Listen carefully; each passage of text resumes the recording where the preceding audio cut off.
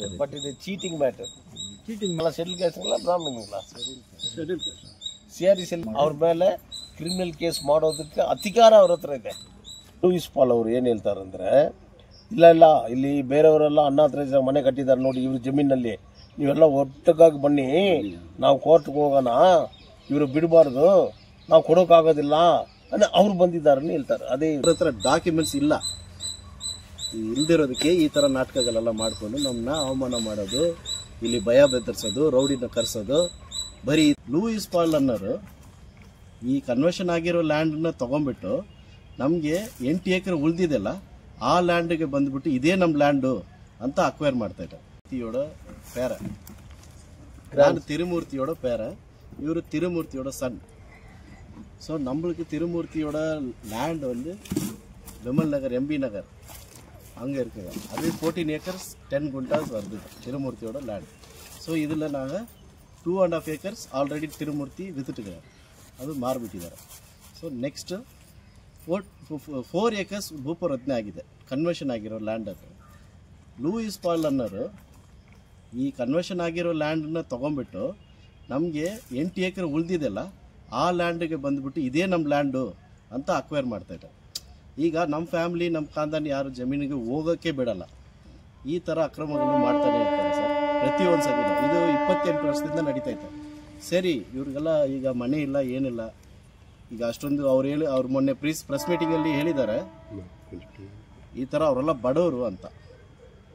ಆ ಮಾತು ಈಗ ಎಷ್ಟೊಂದು ಹರ್ಟ್ ಆಗಿದೆ ಅಂದರೆ ನಮಗೆ, ನಮ್ಮ ಇಡೀ ಖಾನ್ದಾನಿಗೆ ಹರ್ಟ್ ಆಗಿದೆ. ನಾವು ಈ ಥರ ನಮ್ಮ ಜಾತಿಗೆ ಅವಮಾನ ಆಗಿದೆ, ಆ ಥರ ಒಂದು ಮಾತು ಹೇಳಿದ್ದಾರೆ.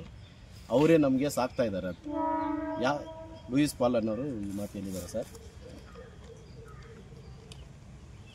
ನೀವು ಹೇಳಿ ಸರ್, ಈಗ ನೀವು ಹೇಳಿ ಸರ್. ನೀವೇ எங்கள் அப்பா சொத்து அது சார், அது 13 ஏக்கர் சார் எங்களுக்கு. எங்கள் அப்பா என்னென்ன விற்றாங்க எங்களுக்கு தெரியாது சார், இது வரைக்கும் தெரியாது. ஆனால் எந்துன்றாங்க. யாருக்கு போனாலும் நிலத்துக்கிட்ட உங்கள் அப்பா விற்றுட்டாருன்னு தான் சொல்கிறாங்க தவிர உங்கள் அப்பா எனக்கு விற்றுட்டாங்க, எதை இது பத்திரம் கொடுப்பானாக்கா ஒரிஜினல் கொடுப்பான, ரிஜிஸ்டர் ஆகுது கொடுன்னா இல்லை, அது வீட்டில் இருக்குது, அங்கே இருக்குது, இங்கே இருக்குது, நான் எடுத்துன்னு வந்து கொடுக்குறேன், அங்கே கோர்ட்டுக்கு வா, போலீஸ் ஸ்டேஷனுக்கு வாங்க. போனாக்கா இல்லை, அங்கே கொடுத்தாக்கா என்கிட்ட ஒரிஜினல் இருக்குது, உங்கள் அப்பா பண்ணிட்டாரு ஸ்டேஷனில் கூட அவங்க பண்ணிட்டாங்க. 1987 பண்ணிட்டாரு உங்கள் அப்பா. எங்களுக்கு தெரியாது, நாங்கள்லாம் சின்னங்களாங்க. அவர் அப்பா எவ்வளோ விற்றாரு எங்களுக்கு தெரியாது, எவ்வளோ இருக்குதுன்னு கூட தெரியாது சார் இது வரைக்கும். சார் இப்போ உங்ககிட்ட டாக்குமெண்ட் இருக்குதா? எங்ககிட்ட இருக்குது, ஒரிஜினல் இருக்குது சார் எங்ககிட்ட. அல்ல, உங்களுக்கு 1941 வாங்கினார் எங்கள் ஃபாதர். இல்லை, அது வாங்கியிருக்கிறதா இல்லைன்னா அவங்க சொந்த வாங்கியிருக்கிற சொத்து இன்னொருத்தர்கிட்ட வந்து அப்பா வாங்கினார். வாங்கியிருக்கிறது அந்த ரெக்கார்ட்ஸ் எல்லாம் இருக்கு. 1941 வாங்கினார் ಅವರು. ಓಕೆ. ಈಗ ಅವರು ಗೊತ್ತಿಲ್ಲ ಅಂದರೆ ಸರ್, ಈಗ ತಾತ ಬಂದು ಯಾವುದೋ ಸೈಟನ್ನು ಮಾರಿದ್ರೆ ನಮಗಿರುವ ಫ್ಯಾಮಿಲಿಯಲ್ಲಿ ಇರುವ ನಮ್ಮ ಅವರು ಮಕ್ಕಳು ಇದ್ದಾರೆ, ಇವರು ಸನ್ಸ್ ಇದ್ದಾರೆ 4 ಜನ, ಮತ್ತು 3 ಹೆಣ್ಮಕ್ಳಿದ್ದಾರೆ. ಇವ್ರಿಗೆಲ್ಲ ತಿಳಿಸ್ಬೇಕಾಯ್ತಲ್ಲ, ಅವ್ರು ತಿಳಿಸಿಲ್ಲ. ಇವ್ರಿಗೂ ಲೂಯಿಸ್ ಪಾಲ್ಗೂ ಇವ್ರಿಗೆ ಮಾರಿರುವ ಸೈಟು ಮಾತ್ರ ಗೊತ್ತು. ಈ 1 ಏಕರ್ ಕ್ಲೇಮ್ ಮಾಡಿಕೊಂಡು ಮುಂದೆ ಇರುವ ಸೈಟಲ್ಲಿ ಬಂದು ಇದೇ ನಮ್ಮ ಸೈಟು ಅಂತ ಅಕ್ರಮ ಮಾಡ್ತಾರಲ್ಲ, ಇದು ನಮಗೆ ಆಗಿರೋ ವಿಚಾರ. ಓಕೆನಾ? ಈಗ ಅವ್ರಿಗೆ 35 ಸೈಟು ಅಂತ ತೋರಿಸ್ತಾರೆ. ಓಕೆ, ಕನ್ವರ್ಷನ್ ಲ್ಯಾಂಡಲ್ಲಿ ತೊಗೊಂಡಿರುವ ಸೈಟನ್ನ ತೊಗೊಂಬಂದು ಮತ್ತೆ ಈ ರೆವೆನ್ಯೂ ಲ್ಯಾಂಡಲ್ಲೇ ತೋರಿಸ್ತಾರೆ. ಇದೇ ಖಾಲಿ ಇದು ಲ್ಯಾಂಡ್ ಈ ಏಕರಲ್ಲೇ ತೋರಿಸ್ತಾ ಇದ್ದಾರೆ, ಇದೇ ಮುಂದೆ ಇರೋದು ನಮ್ದು. ಈಗ ಅದಕ್ಕೆ ಬೇಕಾಗಿರುವಂತಹ ಎಲ್ಲಾ ದಾಖಲೆಗಳು ನಿಮ್ಮ ಹತ್ರ ಇದೆಯಾ? ನಮ್ಮ ಹತ್ರ ಎಲ್ಲ ದಾಖಲೆಗಿದೆ ಸರ್, ಎಲ್ಲ ಇದೆ. ಅವರಿಗೆ ಎಷ್ಟು ಜಮೀನು ಕೊಟ್ಟಿದ್ದು? ಸೀನಿಯರ್ ಗ್ರಾಮ ಪಂಚಾಯಿತಿ ಅಭಿವೃದ್ಧಿ ಅಧಿಕಾರಿಗಳು PDO ಹೇಳುವ ಪ್ರಕಾರವಾಗಿ ನಿಮ್ಮದು 16 ಎಕರೆನೋ 14 ಎಕರೆನೋ ಜಮೀನಿದೆ ಅನ್ನೋ ಹೇಳೋದು. ಅದರಲ್ಲಿ 2 ಎಕರೆಯಲ್ಲಿ ಇವರು ಸೈಟ್ಗಳಾಗಿ ಮಾರಿದ್ದಾರೆ. 337 ಸೈಟು ಎಷ್ಟೋ ಮಾರಿದ್ದಾರೆ, ಅದು ಲೀಗಲ್ ಆಗಿದೆ. 2 ಎಕರೆ ಮಾತ್ರ ಅದು ಕೊಟ್ಟಿರೋದು, ಇನ್ನು ನಿಮಗೆ ಉಳಿದಿದ್ದೆಲ್ಲ ಹಾಗೇ ಇದೆ. ಅದು ಪಹಣಿಲಿ ಮಾತ್ರ ಅದು ಚೇಂಜ್ ಆಗಿಲ್ಲ. ಬಟ್ ಆದರೂ ಲೀಗಲಿ ಅವರು ಎಲ್ಲವೂ ಮಾರಾಟ ಮಾಡಿದ್ದಾರೆ. ಸುಮಾರು ಜನ ಅದನ್ನು ತಗೊಂಡು ಮನೆಗಳು ಕಟ್ಟಿದ್ದಾರೆ. ಹಾಗೆ ಅಂದರೆ ಈಗ ನೀವು ಕ್ಲೈಮ್ ಮಾಡ್ತಾ ಇರೋದು ಅದು ಎಷ್ಟು ಸರಿ ಅನ್ನೋದು ಅವ್ರ ವಾದ. ಈಗ ಮನೆಗಳ ಮೇಲೆ ನಾವು ಹೋಗಿಲ್ಲ, ನಮ್ಮ ತಾತ ಮಾರಿರೋದು ನಿಜಾನೇ, ಎಲ್ಲ ಸೈಟ್ಗಳು ಮಾರಿದ್ದಾರೆ ಅಂತ ಹೇಳ್ತಿರಲ್ಲ, ಅದು PDO ಮಾಡಿರೋದು. PDO ಬಂದ್ಬಿಟ್ಟು ಎಲ್ಲಿ ಬರ್ಬೇಕು ಸರ್, ಕನ್ವರ್ಷನ್ ಆಗಿರೋ ಲ್ಯಾಂಡ್ಗೆ ಮಾತ್ರನೇ ಬಂದು ಕ್ಲೈಮ್ ಮಾಡಬೇಕು. ಅವ್ರು ಬಂದ್ಬಿಟ್ಟು ಆಚೆ ಕಡೆ ಇರೋದು ಕನ್ವರ್ಷನ್ನೇ ಆಗದೆ ಇರೋ ಲ್ಯಾಂಡ್ಗೆಲ್ಲ ಪಿ ಡಿ ಒ ಬಂದು ಹೆಂಗೆ ಕ್ಲೈಮ್ ಮಾಡ್ತಾರೆ ಸರ್? ಅವ್ರದ್ದು ಡ್ಯೂಟಿ ಏನಂತ ಗೊತ್ತಿರುತ್ತಲ್ಲ, ಪಿ ಡಿ ಒದು ಡ್ಯೂಟಿ ಏನೇನು ಇರುತ್ತೆ ಅಂತ ಗೊತ್ತಿರುತ್ತೆ ಲಿಸ್ಟ್ಗೆ. ಅವ್ರು ಬಂದು ಹಿಂಗೆ ಅಳತೆ ಮಾಡ್ತಾರೆ. ಕಂದಾಯ ಇಲಾಖೆಯವರು ಬಂದಿದ್ರು, ತಹಶೀಲ್ದಾರ್ ಬಂದಿದ್ರು, ಹಾಗೆ ಅಂತ ತಹಸೀಲ್ದಾರ್ ಬಂದು ರೆವಿನ್ಯೂ ಇವರು RIಗೆ ಇದನ್ನು ನಮಗೆ ಖಾತಾ ಕಂದಾಯ ಕೊಡಬೇಕಾ ಇಲ್ವಾ ಅಂತ ಎನ್ಕ್ವೈರಿ ಮಾಡೋಕ್ಕೆ ಹಾಕಿದ್ದಾರೆ ಅಷ್ಟೇ. ನಾವು ಪೋತಿ ಪಾನಿ ಮಾಡಬೇಕಂತ ನಾವು ಕೊಟ್ಟಿದ್ದೀವಿ. ಈಗ ತಿರುಮೂರ್ತಿ ಇಲ್ಲ, ಅವ್ರು ಎಕ್ಸ್ಪೈರ್ ಆದಮೇಲೆ ಮಕ್ಕಳಿಗೆ ಬರಬೇಕಲ್ವ ಪಾನಿ. ಸೊ ಅದಕ್ಕೆ ನಾವು ಕ್ಲೇಮ್ ಮಾಡಿದ್ದು, ಅದು ಆದೇಶ ಕೊಟ್ಟಿದ್ದಾರೆ. ಅದನ್ನು ಇದೆ ನಮ್ಮ ಹತ್ರ. ತಹಸೀಲ್ದಾರ್ ಆದೇಶ ಕೊಟ್ಟು ಮುಂದುವರಿಸ್ಬೋದು, ಯಥಾಸ್ಥಿತಿ ಅಂತ ಮುಂದುವರಿಸ್ಬೋದು ಅಂತ ತಹಸೀಲ್ದಾರ್ ಕೊಟ್ಟಿದ್ದಾರೆ. ಆ ಲೆಟ್ರ್ ನಮ್ಮ ಹತ್ರ ಇದೆ, ಆದೇಶ ಇದೆ. ತೋರಿಸಿ, ಡಾಕ್ಯುಮೆಂಟ್ ತೋರಿಸಿ. ಮಾತಾಡುವಾಗ ಡಾಕ್ಯುಮೆಂಟ್ ತೋರಿಸಿ. ಅದನ್ನು ತೋರಿಸಿ ಮಾತಾಡಿಬಿಡಿ.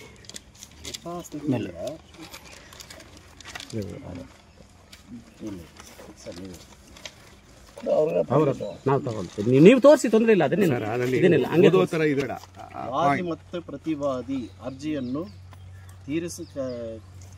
ತಿರಸ್ಕರಿಸಿದ್ದ ಬಂಗಾರಪೇಟೆ ತಾಲೂಕಾ ಕಸ್ಬಾ ಹುಬ್ಬಳ್ಳಿ ದೊಡ್ಡೂರ ಕರ್ಪನಹಳ್ಳಿ ಪ್ಲಾಂಟೇಶನ್ ಗ್ರಾಮದ ನಂಬರ್ 1ರಲ್ಲಿ 12 ಎಕರೆ ಜಮೀನನ್ನು ತಿರುಮೂರ್ತಿ ಬಿನ್ ತಂಬುಸ್ವಾಮಿರವರ ಹೆಸರಿನಲ್ಲಿಯೇ ಯಥಾಸ್ಥಿತಿಯ ಮುಂದುವರೆಸಲು ಆದೇಶಿಸಿದೆ. ಅವ್ರ ಹತ್ರ ಕೊಡಿ, ಓದಲಿ ಸರ್ ನೀವು. ಕರ್ಪನಹಳ್ಳಿ ಪ್ಲಾಂಟೇಶನ್ ಗ್ರಾಮದ ಸರ್ವೆ ನಂಬರ್ 1ರಲ್ಲಿ 12 ಎಕರೆ ಜಮೀನು ತಿರುಮೂರ್ತಿ ಬಿನ್ ತಂಟೂರು ಸ್ವಾಮಿ ರವರ ಹೆಸರಿನಲ್ಲಿ, ತಂಬುಸ್ವಾಮಿ, ಅದು ತಂಟೂರು ಅಂತ ಆಗಿದೆ, ತಂಬುಸ್ವಾಮಿರವರ ಹೆಸರಿನಲ್ಲಿಯೇ ಯಥಾಸ್ಥಿತಿಯೇ ಮುಂದುವರಿಸಲು ಆದೇಶಿಸಿದೆ. ಈ ಆದೇಶವನ್ನು ಉಕ್ತ ಲೇಖ ನೀಡಿ ಬೆರಳಚ್ಚುಗೊಳಿಸಿ ಪರಿಷ್ಕರಿಸಿ ದಿನಾಂಕ 17/12/2024 ಮುಕ್ತ ನ್ಯಾಯಾಲಯದಲ್ಲಿ ಬಹಿರಂಗವಾಗಿ ಘೋಷಿಸಿದೆ. ಇಲ್ವಾ? ಆಧಾರ ಇದಾ ಇಲ್ವಾ? 12 ಎಕರೆಗಿದೆ ಸರ್. ಟೋಟಲ್ 14 ಎಕರೆ ತಾನೆ ಅದು. 14 ಎಕರೆಯಲ್ಲಿ 2.5 ಎಕರೆ ನಾವು 2 ಎಕರೆ 10 ಗುಂಟ ಮಾರಿದ್ದೀವಿ ಅಂತ ಹೇಳಿದ್ವಿ. ಇರಪ್ಪ, ಈ ಉಳಿದಿರೋದು ಲ್ಯಾಂಡ್ ಇದನ್ನು ಯಾರು ಕೊಟ್ಟಿರೋದು? ಒಟ್ಟು ಅಧಿಕಾರಿ ಮೇಲೆ ಏನಾದ್ರು ತಪ್ಪಿದ? ಇಲ್ಲ, ಆದೇಶ ಆಗಿದೆ. 12 ಎಕರೆಗೆ ಆಗೋಗುತ್ತೆ. 12 ಎಕರೆ ಇದೆ. ಅವರು ಹೇಳೋದು ವಾದ ಅದೇನೇ. ಅವರು ಅಧಿಕಾರಿ ಹೇಳಿದ್ದು ಇವ್ರದ್ದು 14 ಎಕರೆ, 12 ಎಕರೆ ಇವ್ರದ್ದೇನೆ. ಆ 2 ಎಕರೆಯಲ್ಲಿ ಆ ತಿರುಮೂರ್ತಿಯವರು ಮಾರಾಟ ಮಾಡಿರೋದು, ಅದನ್ನು ನಾವು ಕೊಂಡ್ಕೊಂಡಿರೋದು, ಖರೀದಿ ಮಾಡಿದ ಹಣ ಕೊಟ್ಟು ಖರೀದಿ ಮಾಡಿದ್ದೀವಿ, ನಾವೆಲ್ಲರೂ ಖರೀದಿ ಮಾಡಿದ್ದೀವಿ ಅನ್ನೋದೇ ಅವ್ರ ವಾದ. ಆ ಅಭಿವೃದ್ಧಿ ಅಧಿಕಾರಿಗಳು ಕೂಡ ಅದೇ ಹೇಳೋದು. ಏನು ಅಭಿವೃದ್ಧಿ ಅಧಿಕಾರಿಗಳ ವಾದ, ಅವ್ರು ಮಾಡಿದ್ದಾರೆ, ಖರೀದಿ ಮಾಡಿದ್ದಾರೆ ಅನ್ನೋದು ವಾದ. ಅವರು ನಮ್ಮ ಹತ್ರ PDO ಮಾತಾಡಿದಾಗ ಅವ್ರಿಗೆ ಕೊಟ್ಟಂತಹ ಕ್ಲಾರಿಫಿಕೇಶನ್ ನಾನು ನಿಮಗೆ ಹೇಳ್ತಾ ಇರೋಂಥದ್ದು. ಅದಕ್ಕೆ ನಿಮ್ಮ ಹತ್ರ ಏನಿದೆ ಕ್ಲಾರಿಫಿಕೇಶನ್ ಅದು ನೀವು ಕೊಡಿ. 14 ಎಕರೆ ನಿಜ, ಅದರಲ್ಲಿ 2 ಎಕರೆಗೆ ತಿರುಮೂರ್ತಿಯವರು ಮಾರಾಟ ಮಾಡಿದ್ದಾರೆ, 12 ಎಕರೆ ಅವ್ರದ್ದಿದೆ. ಪಾಣಿಲಿ ಇವತ್ತು ಅದು ಹಾಗೆ ಬರ್ತಾ ಇದೆ, ಅದನ್ನು ಚೇಂಜ್ ಮಾಡಿಲ್ಲ ಅಷ್ಟೇ. ಆದರೆ ಆ 2 ಎಕರೆಯಲ್ಲಿ ಇರುವಂತಹ ಸೈಟ್ ಮಾಡಿದ್ದಾರೆ, ಅದನ್ನು ನಾವು ಮಾರಾಟ ಮಾಡಿದ್ದೀವಿ ಅಂತಾರೆ.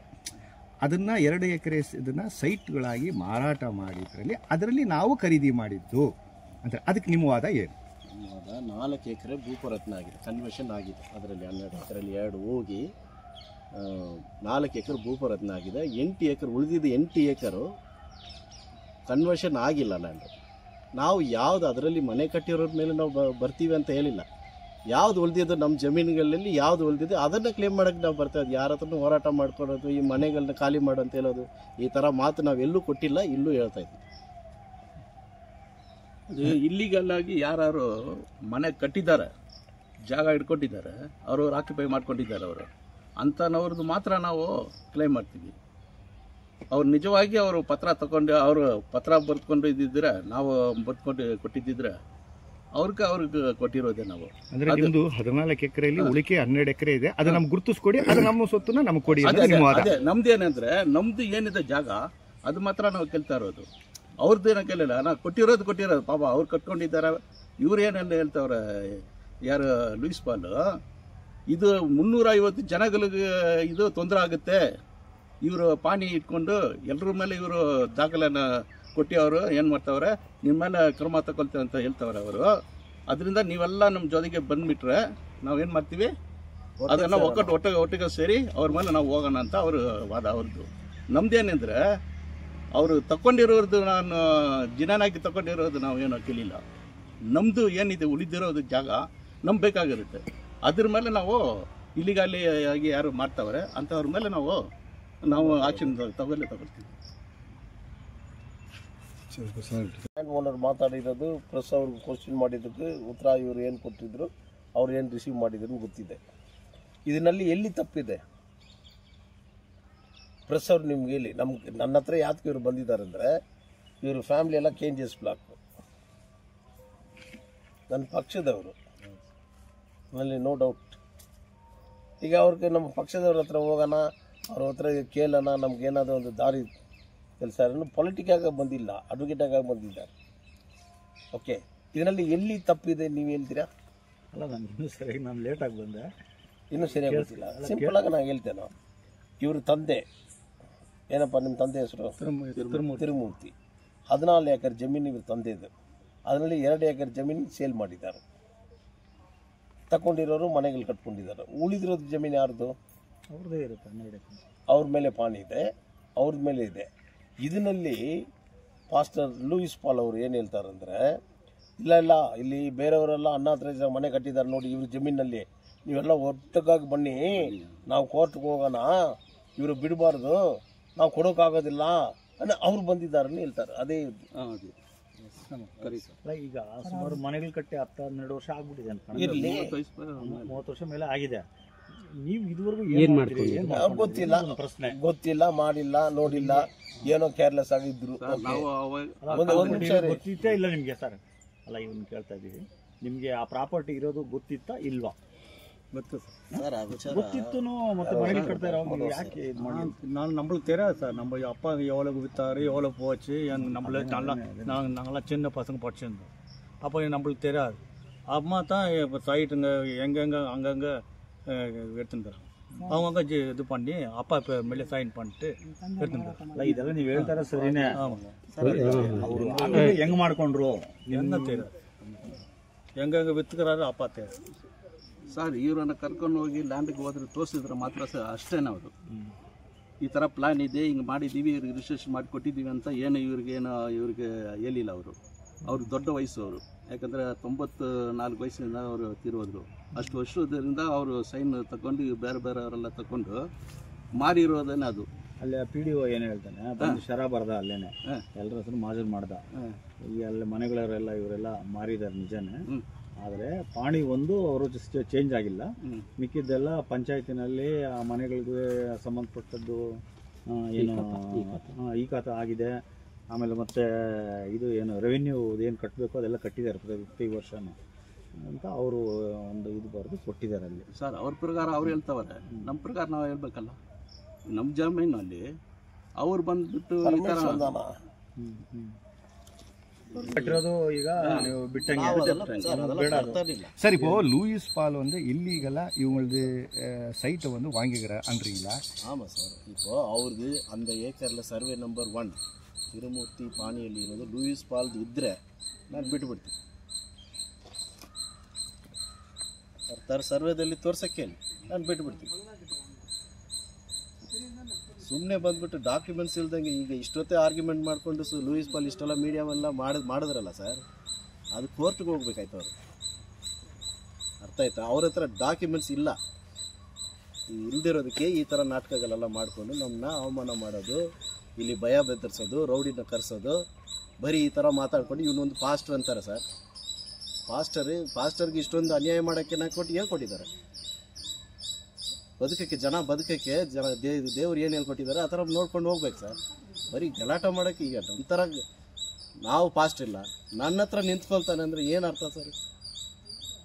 ಇವರು ನಮ್ಮ ಫ್ಯಾಮ್ಲಿ ನೋಡಿ ಬಡವರು ಅಂತಾರಲ್ಲ, ಬಡವ್ರ ಹತ್ರ ಕಿತ್ಕೊಳ್ಳೋಕೆ ತಿರ್ಗಾ ಬರ್ತಾ ಇದೆಯಲ್ಲ.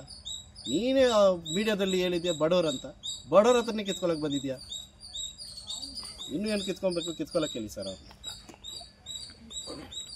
சார், இப்போ பாதிக்கப்பட்ட நியாயம் கேட்டு வந்திருக்கிறாங்க, அது அட்வொகேட்டா, உங்களுடைய ஒப்பீனியன் என்ன சார்? என்னுடைய ஒப்பீனியன் நீங்கள் பிரஸ்காரங்க சொல்லுங்க, நான் என்ன பண்ணுறது போகானா ಅಥವಾ ಕೋರ್ಟ್ ಮುಖಾಂತರ ಪೊಲೀಸ್ ಇದು ಅಥಾರಿಟಿ ಬರಲ್ಲ. ಸಿವಿಲ್ ಮ್ಯಾಟರ್, ಬಟ್ ಇದು ಚೀಟಿಂಗ್ ಮ್ಯಾಟರ್. ಚೀಟಿಂಗ್ ಮ್ಯಾಟರ್ ಆದ್ರೆ ಹೋಗ್ಬೋದು, ದಾಖಲು ಮಾಡ್ಕೊಳ್ಳೋದು. ವಿಚಾರಣೆ ಮಾಡಬೇಕಲ್ವಾ? ವಿಚಾರಣೆ ಮಾಡಿ ಕೇಸ್ ದಾಖಲು ಮಾಡ್ಕೊಳ್ಳಿ. CRE ಸೆಲ್ಲೂ ಇದೆ.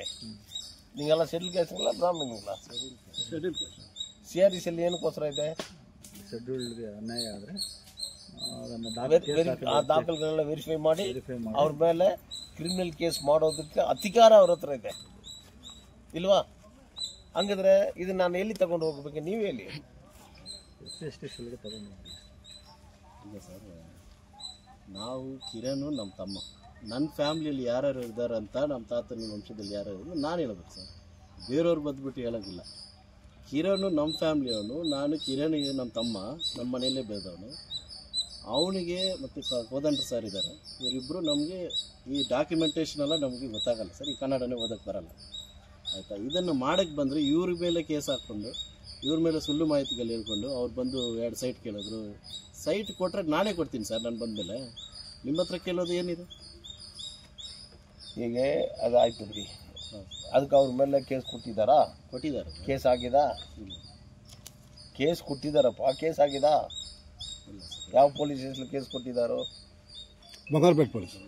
ಬಂಗಾರಪೇಟೆ ಕೇಸ್ ಆಗಿದಾ? ಇಲ್ಲ, ಕೇಸ್ ಆಗಿಲ್ಲ.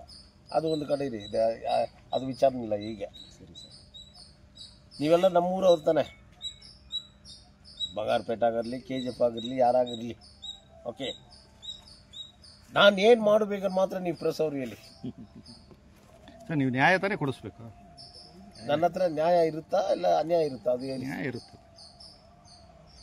ಅಲ್ಲ, ನಿಮ್ಮ ಹತ್ರ ಬರೋದೇ ನ್ಯಾಯಕ್ಕಾಗಿ ಅಲ್ಲ, ನ್ಯಾಯ ಕೊಡಿಸಿರೋ ನಂಬಿಕೆ ಮೇಲೆ ಬಂದಿರೋದು. ಬಂಗಾರಪೇಟೆ ತಹಸೀಲ್ದಾರ್ಗೆ ಅರ್ಜಿ ಕೊಡಬೇಕು, CRCLಗೆ ಅರ್ಜಿ ಕೊಡಬೇಕು, ಇದು ವಿಚಾರಣೆ ಮಾಡಬೇಕು. ತಪ್ಪು ಎಲ್ಲಿ ನಡೆದಿದೆ, ಯಾರು ತಪ್ಪು ಕಾರಣ, ಇವ್ರ ಮೇಲೆ ಕೇಸ್ ಬುಕ್ ಮಾಡಬೇಕು. ಮಾಡಿಲ್ಲ ಅಂದರೆ ನಾನು ಕೋರ್ಟ್ಗೆ ಹೋಗ್ತೀನಿ. ನಮ್ಮ ರೈಟ್ ಆರೋ? ₹1 ಫೀಸ್ ತಗೊಂಡಿಲ್ಲ ನಾನು. ನನ್ನ ಸೌಕರ್ಯ ಇಲ್ಲ, ದುಡ್ಡಿಲ್ಲ, ಬಟ್ ದುಡ್ಡು ಮೇಲೆ ನನಗೆ ಭಯ ಇಲ್ಲ.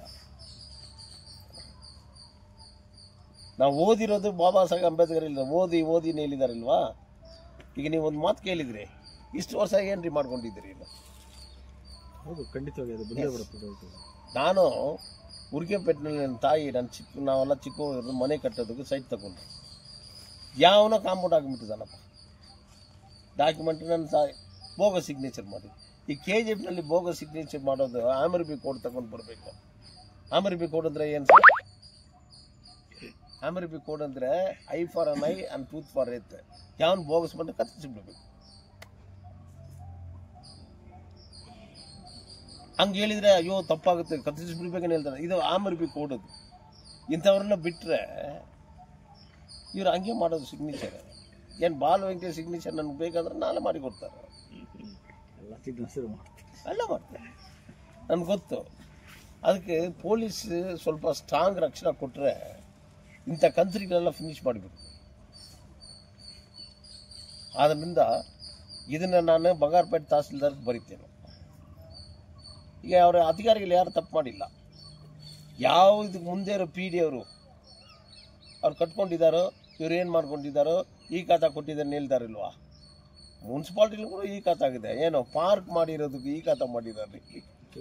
ನಮ್ಮ KGF ಮುನ್ಸಿಪಾಲ್ಟಿ ರೋಡ್ಗೆ ಈ ಖಾತಾ ಮಾಡಿದಾರ್ರಿ.